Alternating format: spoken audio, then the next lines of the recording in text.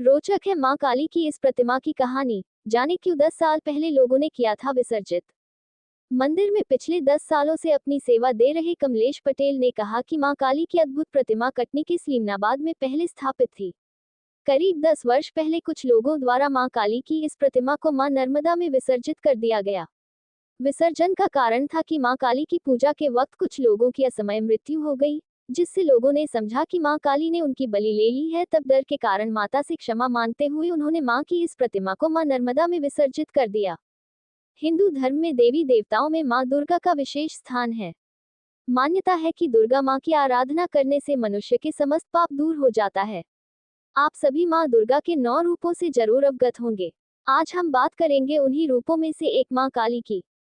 पौराणिक ग्रंथों में काली माता अवतार के बारे में कई कथाएं प्रचलित है। उन कथाओं के अनुसार दारुक नामक एक असुर ने जब अपनी कृत्यों की सीमा पार कर दी थी, तब सभी देवी देवताओं की आराधना पर माता भगवती ने अपने एक अंश को शिव जी के शरीर में प्रवेश कराया। मां पार्वती का अंश भगवान शिव के गले में मौजूद विष में अपना आकर धारण करने लगा। भगवान शिव के गले में विष होने के कारण उस अंश ने काले रंग के वर्ण में परिवर्तित होना शुरू कर दिया।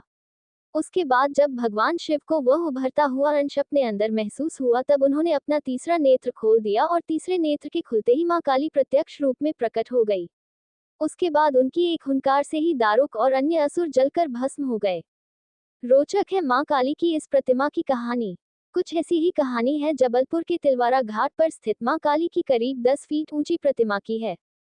मंदिर में पिछले 10 सालों से अपनी सेवा दे रहे कमलेश पटेल ने कहा कि मां काली की अद्भुत प्रतिमा कटनी के सलीमनाबाद में पहले स्थापित थी। करीब 10 वर्ष पहले कुछ लोगों द्वारा मां काली की इस प्रतिमा को मां नर्मदा में विसर्जित कर दिया गया। विसर्जन का कारण कमलेश ने बताया कि मां काली की पूजा के वक्त कुछ लोगों की असमय मृत्यु हो गई, जिससे लोगों ने समझा कि मां काली ने उनकी बलि ले ली है। तब डर के कारण माता से क्षमा मांगते हुए उन्होंने मां की इस प्रतिमा को मां नर्मदा में विसर्जित कर दिया।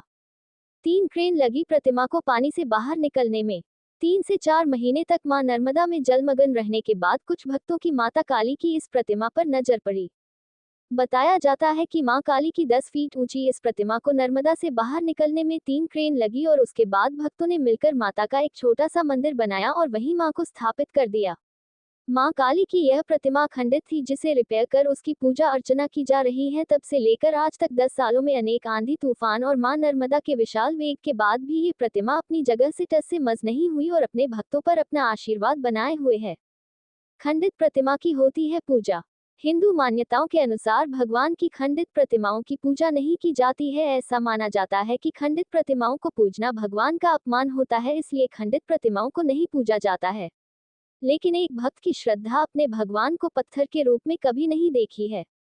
उन्हें प्रत्यक्ष रूप में देखती है और प्रत्यक्ष रूप की ही पूजा करती है और किसी के भी प्रत्यक्ष रूप को खंडित नहीं माना जाता है। इसी प्रकार पिछले 10 सालों से मां काली की पूजा अर्चना यहाँ पर लगातार चली आ रही है।